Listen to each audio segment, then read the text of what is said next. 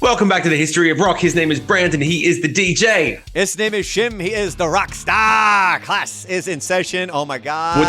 Woodstock. We have 99. both been waiting for this one.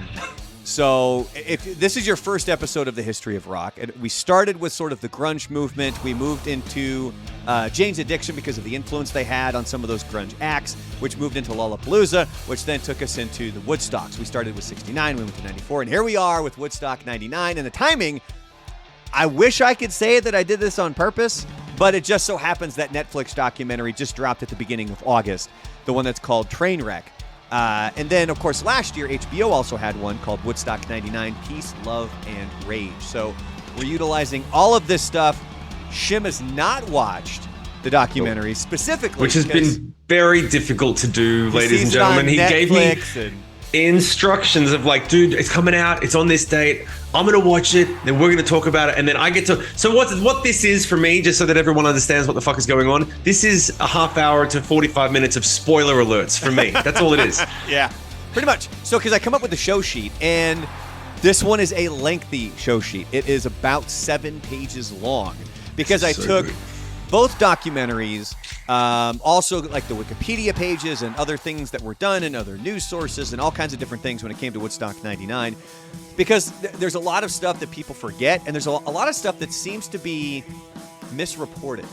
And like something that we'll get into towards the end here is how when you would watch a news clip from back then about Woodstock 99, it'd be like Limp Bizkit and caused the riots at Woodstock. And so the way that they would pattern it on the news is on the screen they would have Limp Bizkit performing intertwined with the riots, like the bonfires and the looting and all that stuff. Those things did not happen at the same time. Like Limp Bizkit performed on Saturday. All of that crap happened on Sunday. So we're going to jump right into this thing, though. And really quick, too, by the way, YouTube, click like, subscribe, all that fun stuff for us down there at the bottom. There's 2 main Woodstock organizers that we're going to be discussing here. And the first one is Michael Lang, and he was behind the first Woodstock 69. So if you watched those episodes on Woodstock 69, you would know he was one of the main driving forces of the original. He was also involved with Woodstock 94. And then there's a gentleman, how he's kind of reacted to Woodstock 99, I have a tough time calling this man a gentleman, but John Scheer, the president of Metropolitan Entertainment. These were the 2 driving forces behind Woodstock 99. Coming through now, gun violence was a major issue coming to light in America at this time. It was just a few months before Woodstock 99 that Columbine happened. I remember that. I remember it happened closely. The gun violence will end up playing an even bigger role in Woodstock 99 than was planned. I don't remember hearing that much about that side. See, this is why you got me putting the pieces together, baby. Because trust me. And so normally the way we started with History of Rock is would be 2 episodes. There's been a few that have taken 3, like Lollapalooza took 3. Woodstock 94 took 3. My gut is telling me that Woodstock 99, it's going to take 3. So eventually in that episode, the 3rd one, you'll find out what I mean by gun violence playing a major role in Woodstock 99. We're Pulp Fictioning. We're going to Quentin Tarantino all of these episodes. Yeah, we're going to all of a sudden flash back to John Travolta on the shitter, and he gets blown away by Bruce Willis. So Woodstock 99, it was pitched, and it was sort of marketed as not your parents' Woodstock. I mean, that was like the tagline for the festival. That was, it turns out they were fucking right, weren't they? They weren't bullshitting on that one. Woodstock 99 was held on July 22nd to 25th in Rome, NY, at Griffiths Air Force Base. I know. But otherwise, I wasn't sure if NY stood for New Jersey. I just read what you write, man. The U.S. Air Force had closed the base 4 years earlier in 95 and was converted into a business and technology park. The irony of holding Woodstock 99 on a military base is not lost on a lot of people. That is funny. But is it in there that it was like, while you're at Woodstock 99, everyone can feel the vibe of, this is a fucking Air Force base? We're going to get to that, because a lot of that has to do with how it was structured, what was inside. Like, one thing we're going to talk about here in just a couple of minutes is the fact that there was no grass.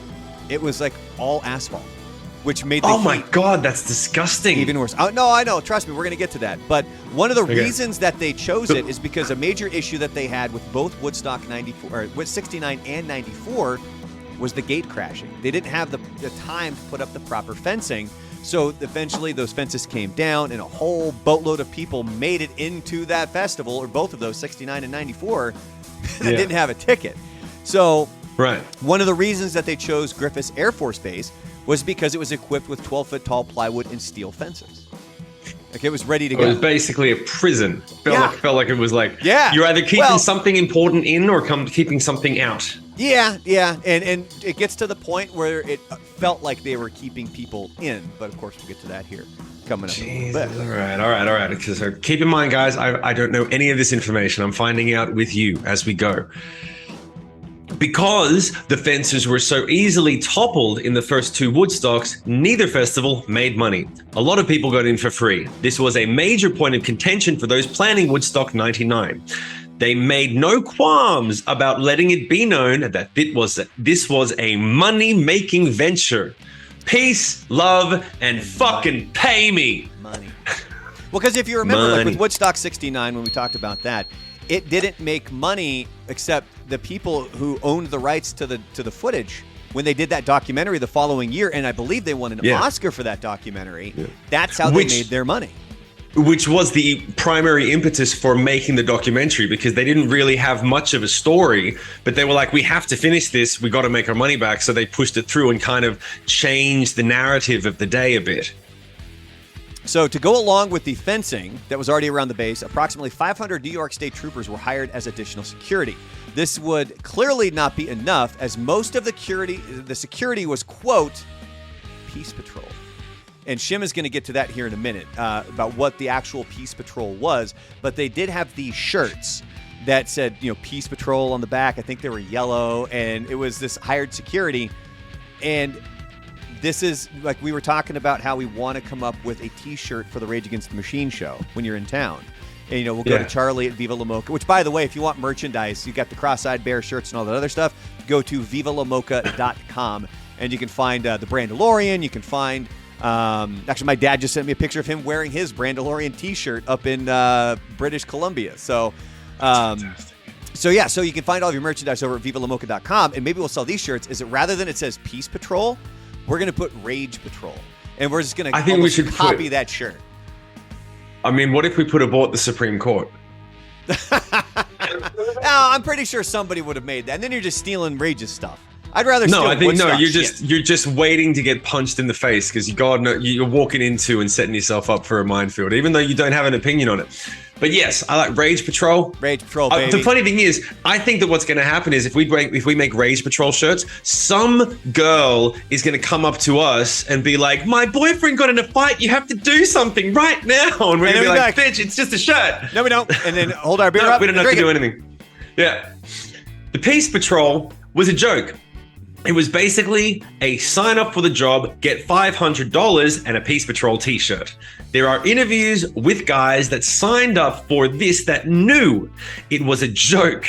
It was easy to make money and a free way into the show. No. It was easy money. Oh, it was easy money, and you just showed up and they were like, "Here's $500 and you get into the show." So it was easy money. Wear a shirt. Yeah. One guy sold his shirt to an attendee for $400 because he told him it could get him backstage. Could it get you backstage? No. And in the documentary, the guy says that. Like, this one dude was like, "Hey, what does that shirt do for you?" And he's like, "I get you backstage, it gets you here. And so he sells it to this concert goer for $400. I love it. And so he's he like, made $900. Yeah. And he's like, "And I had an extra one in my bag. What did I care?" So he just sold him the one he was wearing. And then he just slapped the new shirt on, man. Fucking peace, love, and money. It's holding up to the mantra of peace, love, and money. Well, and then talking about money, so tickets for the event, they were priced at $150, which would have been about $240 in 2021, which many thought were too expensive, but this did not deter people from purchasing the tickets, because with the first couple of Woodstocks, the way that they hit the numbers of 400,000 to 500,000 attendees was the people who crashed the gate, the people who snuck in. 400,000 attendees were at Woodstock 99. Oh, and the fence does go down. Spoiler alert, the fence at Woodstock 99 does go down. We'll get to that. That's fantastic. That is fantastic. Fucking A. All right, cool.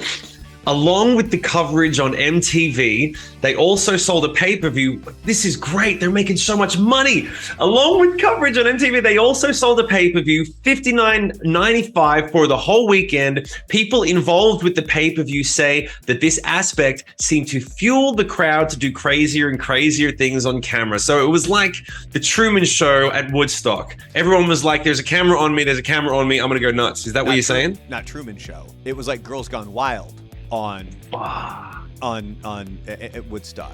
And like Girls Gone Wild, not Girls Gone Wild, but People Gone Wild, because a lot of it was the guys acting like dipshits. But with that aspect, almost that voyeuristic aspect, an exhibitionist aspect of how crazy can we be, that just ramped it up.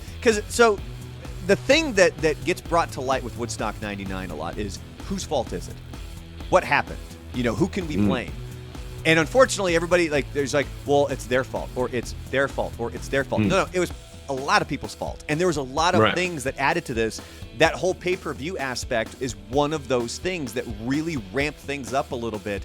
So, we're going to discuss this in all these episodes about Woodstock 99, and you'll hear us talk about all these different little bits are kind of what built this powder keg that eventually blew up on Exploded, Sunday. And blew up because it got to the point where there were actual explosions on Sunday night because they were throwing fucking propane tanks into the bonfires and they were exploding like bombs. Yeah, that's a thing. It happened. So anyway, when the attendees, they got to the venue, they were thoroughly searched and had all of their food and drink confiscated because they wanted to have them purchase the stuff inside the venue. So here's a quick list of the items that were for sale and how much. A burrito was $10. A hot dog or a sandwich was $5. A 10-inch pizza was $12. A 20-ounce bottle of water or soda was $4, which would be equivalent to $7 in 2021. But by Sunday, when the supplies were running low, they had that up to $12 for a bottle of water. And now you might be wondering, well, there was free water too. They had fountains and they had all of these other things that people could have gotten free water. You didn't have to purchase. Don't worry, we'll get to that shit. I've got a feeling I know what happened with that. That's okay. Who? What did you say? Just go. No, because I guarantee everybody else heard it. The Woodstock organizers sold the food and beverage rights, so they actually had nothing to do with the price gouging, and there wasn't anything they could do about it. Is that real? Yeah, they said that there's a few different things that they sold the rights to. So when it came to selling the beverages, when it came to selling the foods, they weren't in control of the price. They weren't in control of the supply because they sold the rights to that. So it was out of their hands. I'm already feeling like I want to break something from just the prices and the constricting nature of the whole situation. And it's 20 plus years later. So there were buses that would take people into the town of Rome to go shopping. So if you didn't want to have to spend these just astronomical prices there were buses, but it was a long trek. It was really slow with long lines, and even the town of Rome was running low on supplies. So you were kind of damned if you do, damned if you don't. Yeah. So it's like prison. That feels like prison. Straight up. The more we go over this, it feels like that more and more. Oh, it feels like it's worse because you pay for it. You actually pay your money to go to. It's like no one. The only play Alcatraz, you pay to go in, but they at least there they have a drink machine that's reasonably priced, probably. Yeah. James Brown was set to kick everything off, but right up until he was to take the stage, the contract still hadn't been signed. That doesn't sound like something James Brown is going to let go, does it? Oh, just wait. Because, it was kind of him, but kind of not. Yeah, James Brown used to always require money up front, and Woodstock wouldn't do it. Brown's agent fought for this up until the Godfather of Soul took the stage because the crowd was just too damn big. So I'm grateful for that. This is how everything was kind of going down. And so John Shear, the one promoter, while he was arguing with Brown's agent on the phone, he kind of flat out told him, he goes, these people aren't going to leave because James Brown doesn't perform. I don't know what you think you're threatening here. If he doesn't perform, fine. Let him go away. He's already here. So if you don't want him here because we haven't paid you yet, that's fine by us. We're not going to pay you. And eventually, so James Brown takes the stage. And the way that they kind of alluded to this in the documentary was that John Shear held his phone. He's like, you hear this? And you can hear the bump, bump, bump, bump, bump, bump, bump, with James Brown out in the get on up, get on up, like out there actually performing. He's like, fuck it, he's already out there. Bye, bitch. Click. Yeah. Yeah, I can understand that, because for anyone who doesn't know, this is the deal. For James Brown and Chuck Berry and a lot of black artists at the beginning of their career, they would just get ripped off all day, every day. Artists in general get ripped off regularly when it comes to doing gigs, getting paid afterwards. So it really is as simple as, hey, you put my name on the marquee, I come in, a whole bunch of people have come to see me, and then you expect me to play the show, you get paid, then at the end when I walk off and it's my turn to get paid, you stiff me on half the cash and it's too late for me to do anything. So they just say, cool, I don't walk out until you pay me. That works at a headline gig. He's 100% right. That doesn't work at Woodstock. It just doesn't fly. No one gives a shit. It doesn't matter. If Metallica doesn't take the stage, there'll be a bunch of Metallica fans who will like, oh, but then when Rage comes out, they'll be like, oh, fuck it, let's get drunk. Like, people roll with shit when it comes to that. No, I think you picked probably the worst example that you Yeah, you're right. As I was saying it, I was like, but Limp Bizkit. How about Limp Bizkit? If Limp Bizkit doesn't come out and Korn goes on stage, they'll be like, all right. Like, no one was that dedicated to Limp Bizkit. But you're right, Metallica was literally the worst fucking thing. Anyway, moving on. In regards to the rest of the acts that were booked, Michael Lang had no idea who most of them were. Yeah. That's fantastic. Well, who gives a shit? He's just there to make money. Well, and it's interesting, too, because this goes, and I can't remember if I made a note about this earlier. I was trying to get through these notes early this morning, so if there's any mistakes, I'm apologizing in advance. But one of the things is people would wonder, like, well, how could he not have any idea who it was that was being booked? And I've been involved in meetings and stuff for festivals and concerts and things like that. It would shock people just how little some of those people know.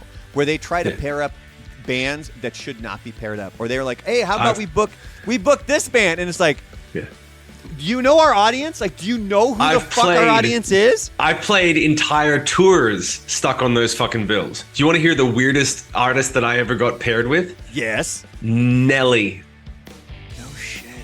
Fucking Nelly. Well, dude, I would actually have gone to see that because it's getting hot in her.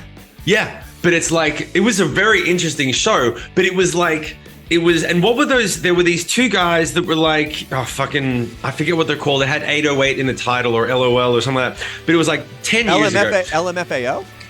No, not those ones. But anyway, it was these two white guys that were doing dancey stuff, and they were kind of like, they had a Beastie Boys sound, but it was super vanilla. They were very nice guys, but they had a couple of massive songs, so they were in the mix. So it was this pop group, Nelly headlining, us, and then some other like girl band going on. Point is, you could see in the fucking crowd, and because it's Nelly, there's thousands of people every night.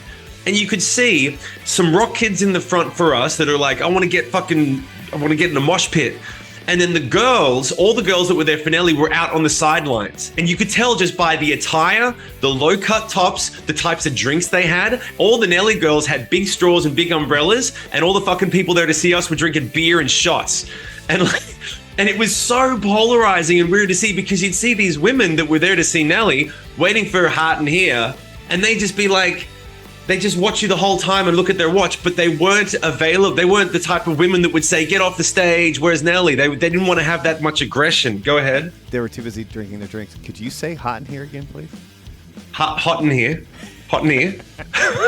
It's getting hot in here. I don't know why I found that funny, but it's the way that it rolled out your tongue. I've got the Australian version. It's getting hot in here. Take off your overalls. Wrestle a crocodile and watch it for them drop bears, because we don't have any case. So it was truly, like I'd mentioned, with there being like no grass, is that it was super hot this weekend, which again, hot in here. Hot in her. Up in New York, it's 100+ degrees. It gets humid as shit over there. The venue was mostly asphalt because it was a frickin' Air Force base. Plus, of attendees, they wanted to see acts from different stages. They had to walk about 2 miles. Because you had the east stage. Let me try and do like east stage, and then up here, you got like the west stage. And then in the middle, this is where you had like the vendors. East stage was kind of like the big one. That's where Korn was at, and Limp Bizkit, and Red Hot Chili Peppers. And so, but if you wanted to go from like here, you had to walk fucking 2 miles.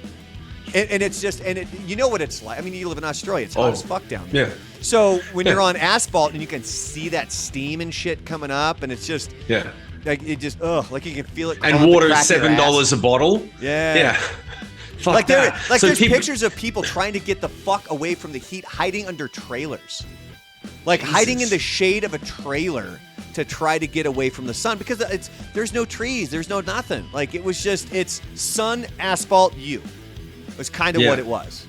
Plus, they're high and drinking, so they're double dehydrated on top of it, yeah. Yep. And with the lack of grass, campers found it difficult to even set up their tents, with many of them resorting to setting up their tents on the asphalt.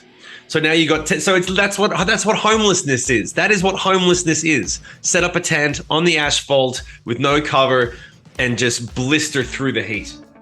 Yeah, so the Offspring, they performed after DMX but before Korn on Friday, and their set was famous because they came out with the blow-up dolls that had the Backstreet Boys faces on them. And then Dexter, the lead singer, who is a PhD, by the way, he proceeded to then like just take a baseball bat to these blow-up dolls. Because this is, remember, so 99, you would watch like MTV TRL and you would see Korn, you would see Limp Bizkit and some of these other major sort of rock and roll acts. And then you would be sandwiched with Backstreet Boys or NSYNC or Britney Spears. So it's funny, like watching this stuff with my wife because she was is diehard NSYNC fan. So to fuck with her, that's great. I'll tell her, like, I'll be like, you know, so this is when you were the Backstreet Boys girl, like when you loved them, and she's like, it's NSYNC, okay? If you're gonna fuck with me, get it right. Like, not seriously, but yeah. So she was, you know, one of those. Man, I remember those being the best times when you could watch the top 20 and you would have and they actually Backstreet Boys, video. Destiny's Child, Korn, fucking Limp Bizkit, Linkin Park, just popping, Avril Lavigne. What's interesting is that all comes into play later on. We'll get to this with like some stuff that Carson Daly said, is how a large portion of the audience at Woodstock, they were the Limp Bizkit, Korn, Metallica, Rage Against the Machine fans, right? So they fucking hated NSYNC, Backstreet Boys, Britney Spears, all these other acts because it was like, this is that poppy bullshit. Get it the fuck off my channel. And so the way that they looked at MTV was, you guys are fucking posers. You guys are the douchebags that are trying to play both sides. Fuck you. And there's even more to that with, you know, we'll get to more Carson Daly stuff here. Fucking awesome. Towards the end. All right, so Korn was probably the main act that people wanted to see on Friday, but they weren't the headliner that night. Bush was. I remember seeing Bush's set because that's right, they had the biggest, I remember that. And his hair, and he went out with his shirt off, and all the girls just were like, oh my God. Oh my God, I'm so glad you said that. Go ahead. Finish the In the Netflix documentary, Jonathan Davis said, I felt bad for Bush going on after that because shit was crazy. Because Korn fucking killed it, man. Like, that energy level was, I got goosebumps watching this documentary, and because they came out to Blind.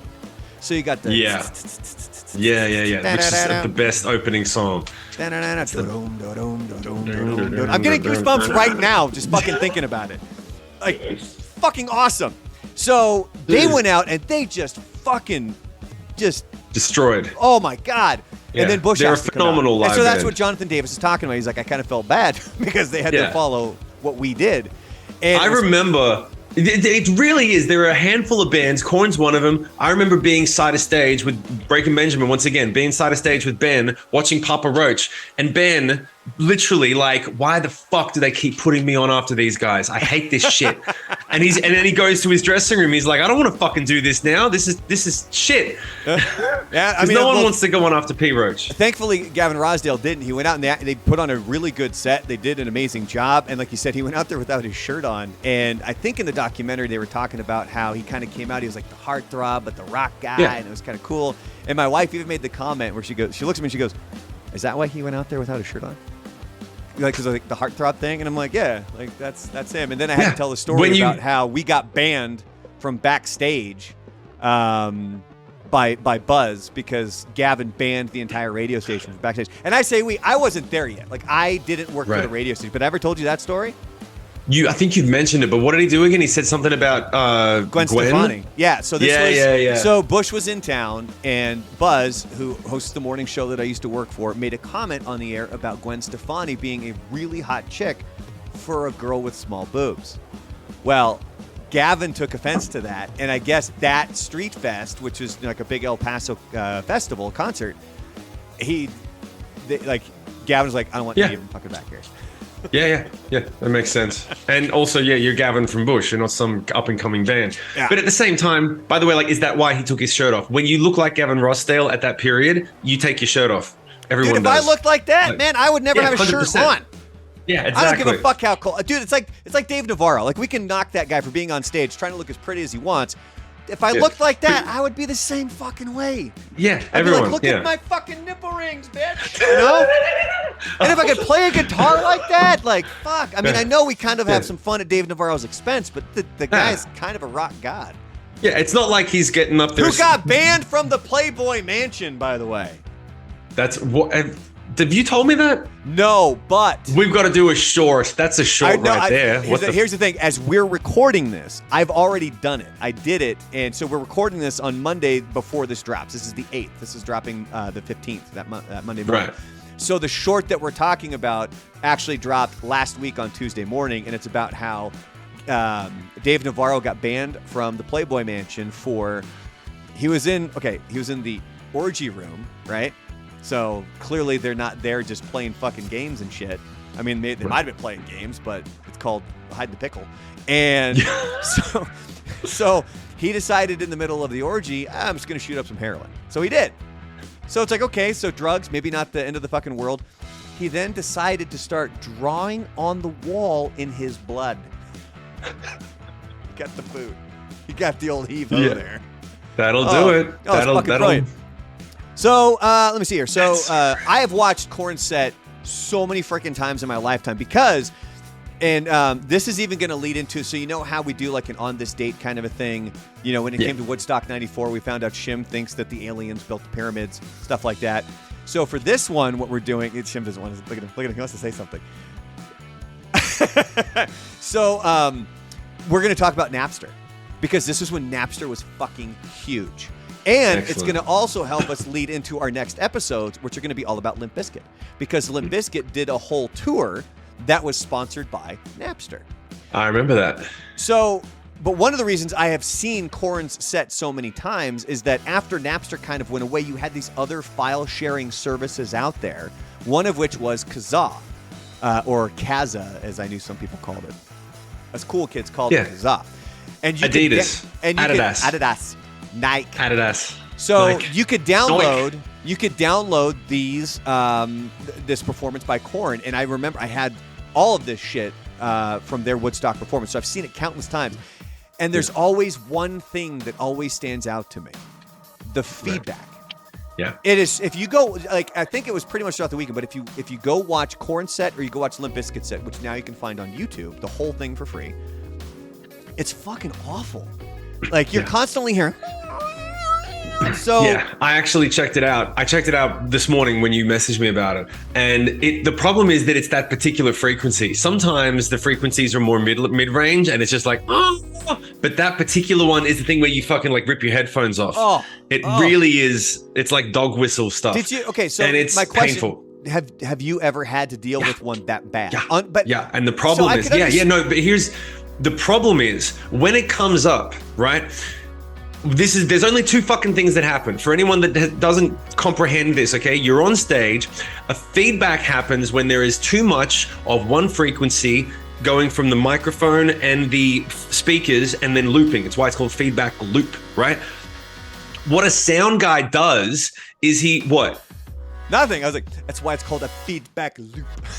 Yeah, but here's my point, is that if you don't stop the loop, it'll keep happening. So what a sound guy does is he goes, oh shit, something's feeding back. He does his job, finds that frequency and pulls it out of the mix and it stops happening.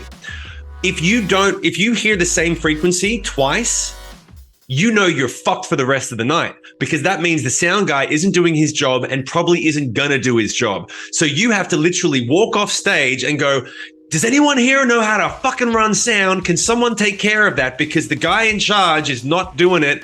And I know if he hasn't done it, he's not going to do it all set. So that's literally what happened for probably most of Limp Bizkit's and Korn's set. When that feedback thing was happening, it kept happening over and over again because for some reason, whoever's in charge of it couldn't find the frequency or didn't even know that he was supposed to do that. And so someone eventually, the manager, the tour manager, someone else is like, we got to find another guy that can find this and fix it. And it just keeps happening and it drives you insane because every time you go to the microphone to sing, you know, like depending on how close you get to the mic, depending on how loud you sing, it's going to go, and it's going to blow your fucking ears out. So you can't enjoy the show. The whole fucking thing's, it's a nightmare. It's a fucking nightmare. It's the worst. It's the worst. Well, and some of this also might have to do with the fact that they were tearing down the plywood by the time Limp Bizkit was on stage on the sound tower. Yeah. Which we'll get to coming up here. But then, so also going back and watching Korn's set, this was pre-Issues. So this is before that album was released. But they did play a couple of songs. They played Beg For Me and they played Falling Away From Me.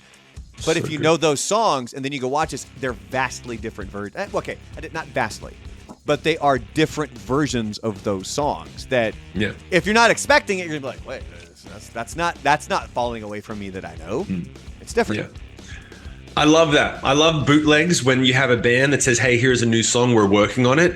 And then you live and die by that song for months and then it comes out. And the funny thing is that usually a producer comes along and goes, hey, man, great song. We just got to carve this out, fix this up. That's what a producer does. And if you're a fan and you're used to the original version, a lot of times you'll go, oh, fuck, they cut out that cool thing. It takes you a long time to get used to the new version. We would always get complaints. And I don't mean to sound like, oh, we got thousands of complaints a day. But it's one that you would hear frequently of Korn's radio version of Freak on a Leash. Because there's a big chunk that they cut out of the middle of that song, where it's just the instrument where it's like doom, doom, doom, completely cut out of the radio version. And everybody always asks the whole drop after the go? No. So part of it is still in there, but it's been cut in like half. Right. And true Korn fans know what I'm talking about. And it sucks. Oh, I don't think I've heard that. Is that the same version that's on the video clip, or the video clip has the full version? I don't know. I'll see if I can find both. Because even I would be like, people would call up, and I'd be playing Freak on a Leash, and they're like, "Do I edit this?" And I'm like, "I don't know, man.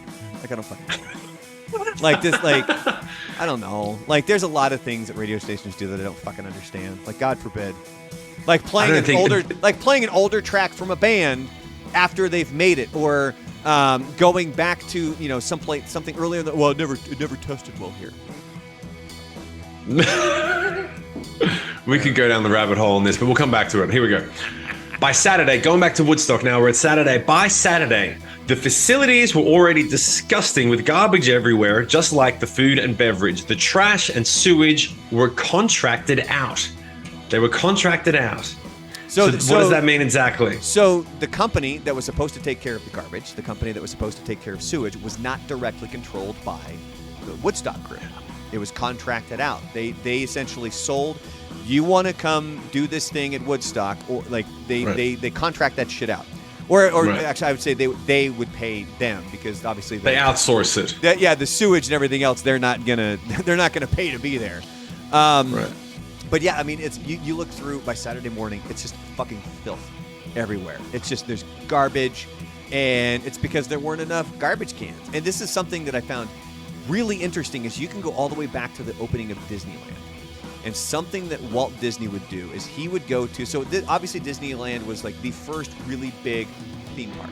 But there was other theme parks around the country, around the world. And what he would do is he would go there, and that's where he would kind of take his notes. And he would watch people.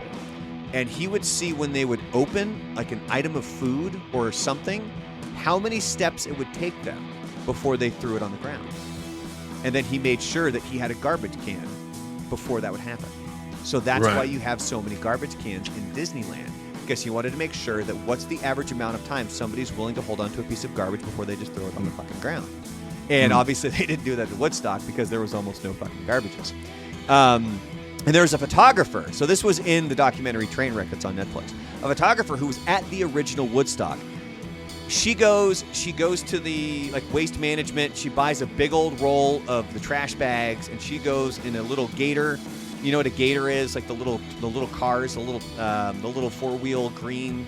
Like you've seen them at festivals and shit, right? It's kind of the golf cart things. Yeah, it's how they cart everybody around. So she's on one of those, and she's trying to hand out the garbage bags, and it didn't go well. Like, it got to the point where, like, I think at least one person, if not more, were like, why should we clean up? We paid for the ticket. I totally agree with them. Yeah. Don't you agree with that? I mean, like, if I was at Woodstock and I'm already pissed, hungry, overcharged for everything, and then they're like, oh, by the way, can you start picking up trash? It'll be like, this is literally your bitch job. Yeah, I paid you to do this. I thought about that, and I really try to. I've struggled with how would I have reacted in that moment. Would I have been the guy that's like, well, no, I paid $150 for this ticket. You guys clean it the fuck up. Or, and back then, that would have been me. I would have been that guy. I would have been like, fucking clean it up. But now I'm wondering, like, okay, so, or would I have just been like, yeah, let's try and tidy this fucking place up a little bit, you filthy pigs. No, I think back then I definitely would have been not like that. I probably would have broken some shit during that. Oh man! Oh, there's a clip in the documentary where she's sitting there and she's talking to they're filming her, and she's talking about how this isn't like '69 and we need to clean this stuff up, blah blah blah. And then out of nowhere you hear all these guys going, "Aah!" And they had taken this art installation that was kind of like a column. It was a bunch of, I think it was like kind of plywood that was built into a sphere, and they had fucking toppled it over, and they're like rolling it like a wheel. And she's like, that's artwork. That's artwork. And she's like fucking yelling at him to put it back up, but they did it, so she clearly got that shit to work. But it was so perfectly fucking timed. It was so perfectly timed. She's talking about it, and here's guys going, fuck yeah.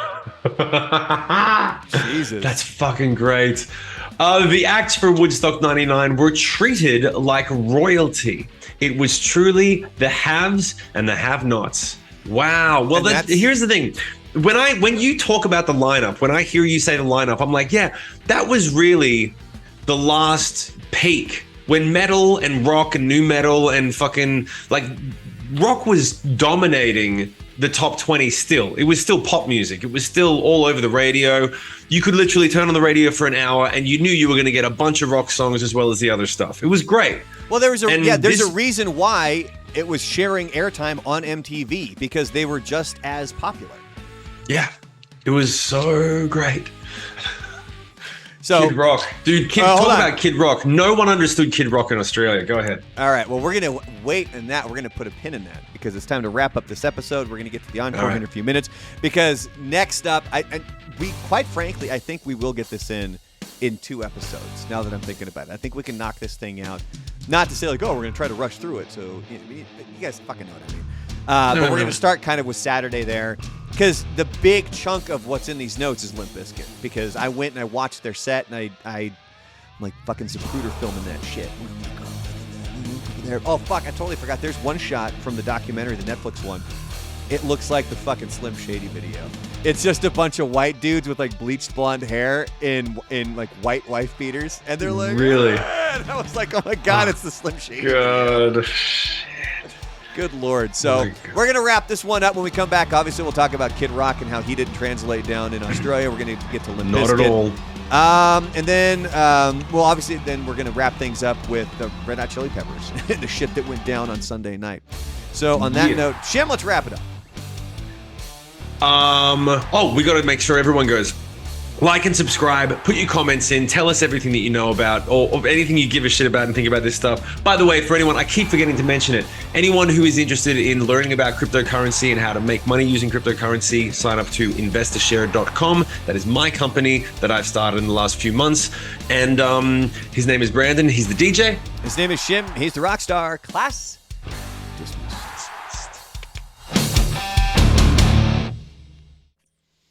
I'm going to stop recording on my end. It's not going to go, your recording has stopped. No, because So what's the encore going to be? Dude, I think if I'm being honest, I would have probably been one of the guys that broke shit. If I'm hungry, ripped off, fucking like boiling heat 2 days in, and I see everyone else starting to trash shit, I'd be like, yeah. I mean, I would probably, if someone came to me and you said, this is going to lead to death and rape, I'd go, whoa, okay, time to leave. But if I didn't know, if I was just like, yeah, I'm just going to fucking smash a few of these things because everyone else is and I'm pissed, I probably would have just fucking gone with the crowd at that age. At that age, I remember who I was when I was fucking 18. I'd be like, let's get some rage out. I've tried to kind of figure that out, which side of the fence would I have been on, and it would have purely been dictated by how much alcohol I'd had. Yeah. Completely. Like if I was relatively sober, I would have been like, nah, I'm going home. Like, fuck this. Like, this is not worth it. Yeah, this isn't worth it. Because this was even like, now I'm thinking about it now, like just trying to get to the front would have been fucking awful. Like my claustrophobia would have kicked in, seeing that just fucking sea of people. I'm like, fuck that. So there's no fucking way I would have tried to get down there.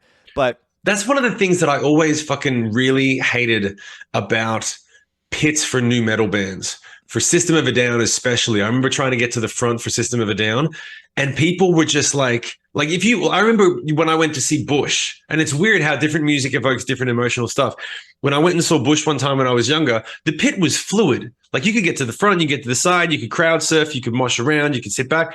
With Korn, it was so condensed. With fucking System of a Down, it was so pressured up that you couldn't get into the front. And when you tried to get in, people would just like fucking shove you and be like, get the fuck out, this is my spot. And it was not a cool pit. It was just aggressive and intense. And that's how I feel that Woodstock 99 was, because it was just a bunch of fucking aggro dickheads that were going to get pissed if you tried to get by them. Like I remember there was Sum 41. I was at one of their shows. It was the Little Stink. Which was there was two concerts that the radio station I interned for through. There was Big Stink and Little Stink. So Big Stink was the big summer festival. Little Stink was this kind of smaller one. And Sum 41 was performing at Little Stink. And I remember being down in the crowd, and for some reason, somebody just started pushing, and the whole thing was going this way, and you literally could not move your arms. Yeah. Like you were pinned. And I'm like, I'm getting the fuck out of here, man. Like this isn't worth it to me. And I don't think I've ever really gotten close to a pit since then, because it's not fucking worth it. That doesn't sound like something you'd handle well too, being pinned in I'm like, get the fuck out. Like I'm starting to fucking pinch people's arms and shit because I can't move them. Like, get the fuck out of the way. You fucker. Jesus Christ. Yeah. But yeah, so it would purely dictate the amount of alcohol that I had. Like if I was boozed up, I might have been the fucking leader. Like it would have been like Lord of the Flies, and they would have been like, here's the weird, hold on, like the Simpsons episode when they take Camp Krusty, and they're like, and now we're gonna speak to the ringleader, and Homer's like, don't be the boy, don't be the boy, don't be the boy, and then it shows Bart, and he's like, don't. Like I would have been the fucking face paint Bart Simpson, like, where's our fucking water? Give me Limp Bizkit, bitch. Yeah. I remember the first and last time that I subscribed to mob mentality, and I felt so bad about it because it all happened in the space of a few seconds, right? And this is what happened. I was like 15 or 16. I was at home bake. I remember it vividly because it was the first time, and I hadn't put it together. I just hadn't put it together. There was right before the headliner on Home Bake, which was a fully Australian festival. And there was a one-hit wonder song by a drag queen called Pauline Pantsdown.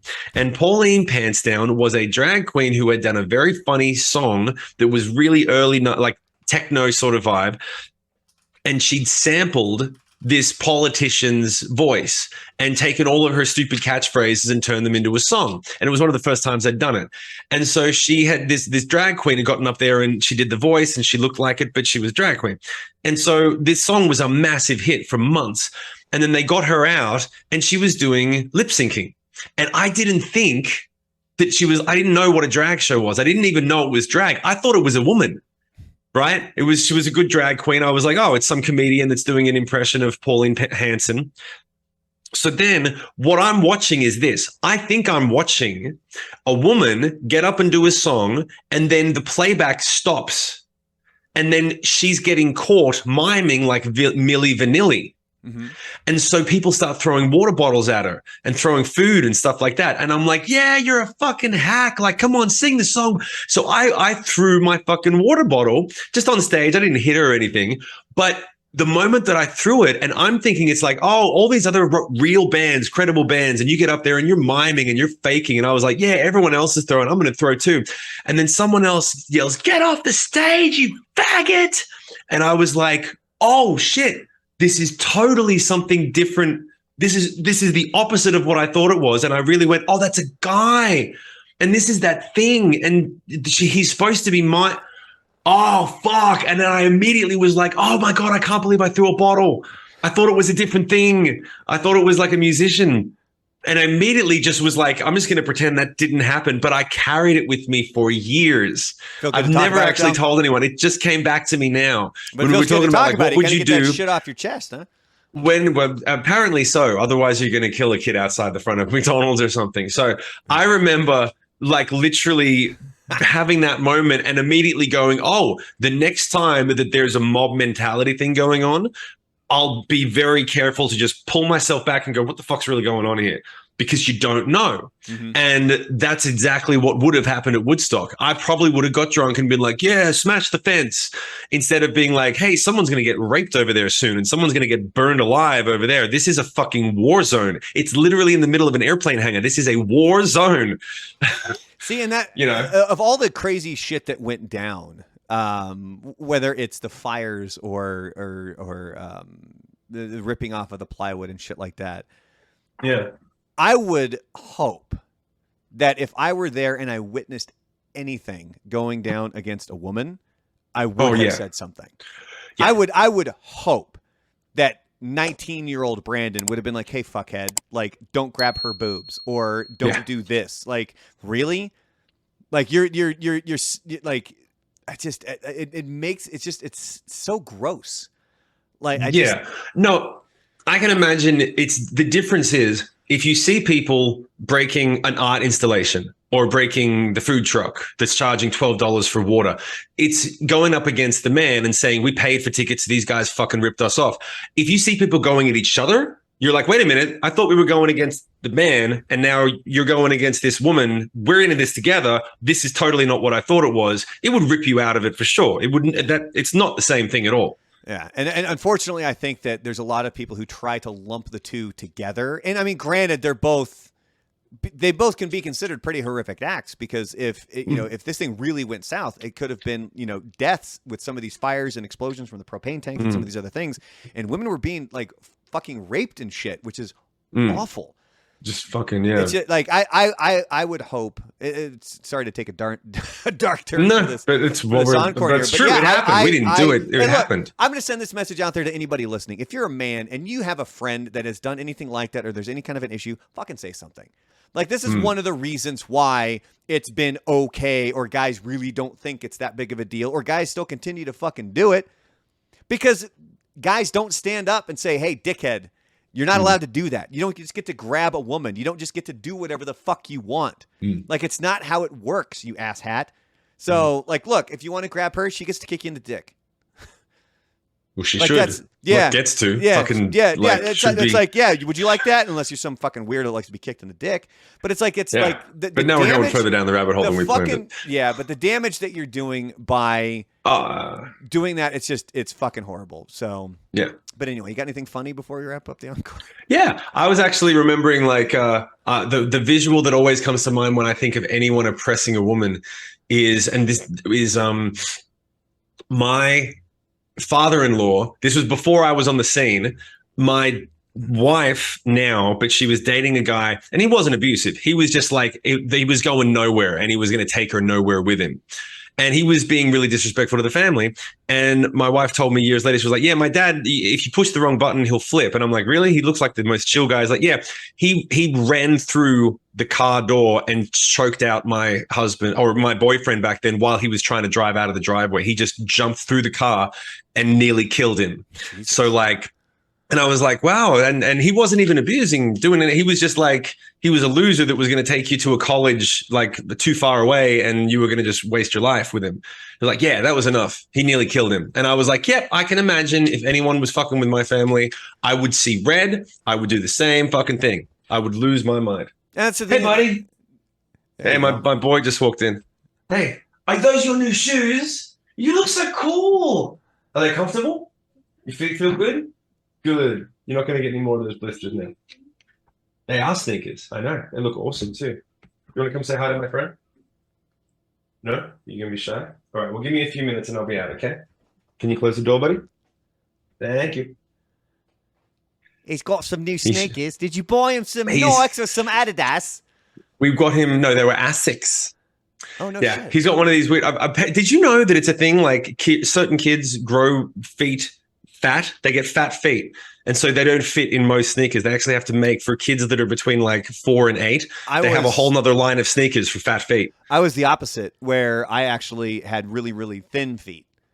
Like I had little fucking skis for feet. And so it was difficult finding shoes that were long enough, but they were skinny enough. I think there was a point where I was actually wearing like girls' sneakers because they were thin enough for me, but they were also long enough. Yeah. Yeah. It's the weirdest fucking things that come up with kids when you're like, really?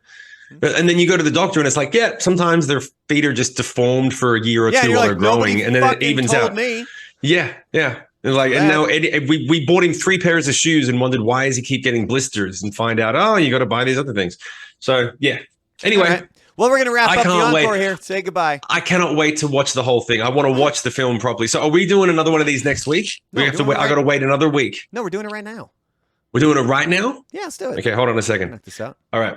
Hold on. I got to hit the bathroom. I need a bathroom break. Give me a minute.